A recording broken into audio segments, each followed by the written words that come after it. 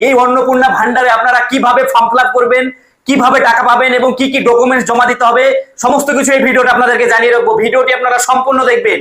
তো বন্ধুরা, লক্ষ্মীর ভান্ডারের টাকা দেওয়া বন্ধ হয়ে গেল। তো আপনাদেরকে জানিয়ে রাখি, আমাদের পশ্চিমবঙ্গের রাজ্যে যে সরকারের পরিবর্তন হয়েছে এবং নতুন সরকার অর্থাৎ বিজেপি সরকার এসে লক্ষ্মীর ভান্ডার বন্ধ করে দিল এবং তারা যে ভান্ডার চালু করেছে সেটা হচ্ছে অন্নপূর্ণা ভান্ডার। আপনাদেরকে জানিয়ে রাখি, এই লক্ষ্মী ভান্ডারের পরিবর্তে অন্নপূর্ণা ভান্ডার চালু হতে চলেছে। এবং আমাদের পশ্চিমবঙ্গ রাজ্যে আগে যে টিএমসি সরকার ছিল, সে সরকার লক্ষ্মীর ভান্ডার নামে একটি প্রকল্প চালু করেছিল এবং সেখানে মহিলারা পেত 1500 টাকা করে প্রতি মাসে।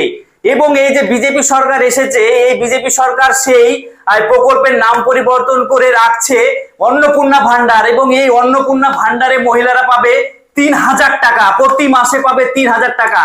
এবং সরকারিভাবে কোনো এখন পর্যন্ত নোটিফিকেশন জারি হয়নি যে কিভাবে আপনারা ফর্ম ফিল আপ করবেন এবং কি কি প্রসেস আছে। তো আমাদের যেটা সন্দেহ যে আপনারা আগের যে অ্যাকাউন্টে টাকা পেতেন সেভাবেও সরকার দিতে পারে। তাছাড়া সরকার যদি মনে করে যে নতুন ভাবে কোনো ফর্ম ফিল আপের মাধ্যমে এই প্রকল্পে সবাইকে আনা হবে বা মহিলাদেরকে, তাহলে আপনারা আপনাদের প্যান কার্ড, আধার কার্ড, ব্যাংক অ্যাকাউন্ট বই এবং ভোটার কার্ড, এই সমস্ত ডকুমেন্টস গুলো রেডি করে রাখবেন।